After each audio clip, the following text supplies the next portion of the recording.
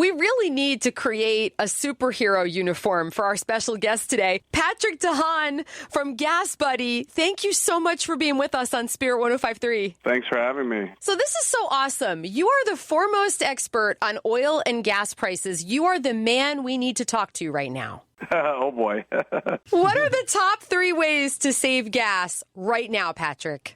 Well, it's a good one. Driving more fuel efficiently, I think, is the biggest one. People saying, well, I slow down, whatever. But motorists really have a powerful tool at their disposal. It's that gas pedal. And easing up a bit can increase fuel efficiency dramatically by 10, even to 25%, which is the equivalent of saving 50 cents to as much as $1 a gallon. Trying to limit your acceleration around town, going slower on the highway, 5 or 10, maybe even 15 miles an hour slower, using cruise control. I think that is one big part. The other part, shopping around, using an app like Google or Gas Buddy or Waze to be aware of what prices are around you so you can find those cheap stations.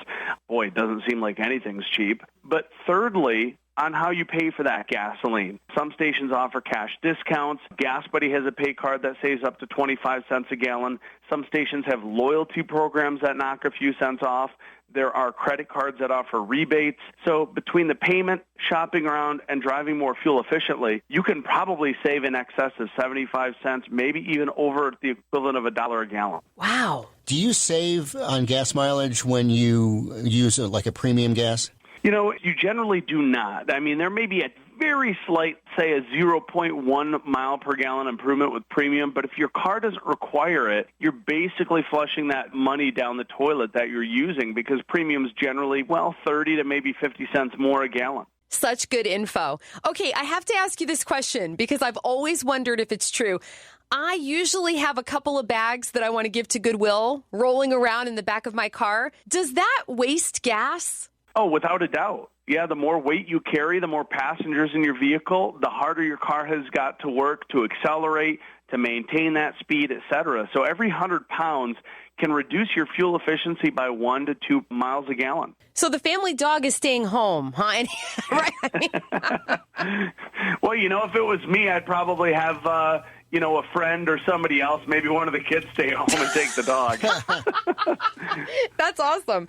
Why is it that the one station has one price and the one right across the street is cheaper or more expensive? Well, you're seeing that a lot right now because there's an incredible amount of volatility happening on the market. Oil prices go up $4 one day, down $3 the next, and so does the price of gasoline along with it. Not only that, but stations are generally buying fuel only every 3 to 5 days, maybe every 2 days if they're lucky. So the price spread changes every day, and then if you have a 3 to 5 day difference in timing from station to station, you're going to have a lot of these different prices. And not only that, but the cost of doing business, who they buy from, all of these are factors in. And while we're kind of powerless to do anything about those differentials, that's why I would suggest using an app like Gas Buddy to be aware of where those higher and lower prices are. Yeah. So, Patrick, you're analyzing this data every day. Tell us you see some hope ahead. Boy, really, maybe for one of the few times in my career of doing this and looking at prices, there is not an easy way out of this. We are going to be stuck paying probably a little bit more than we are today through the course of the summer.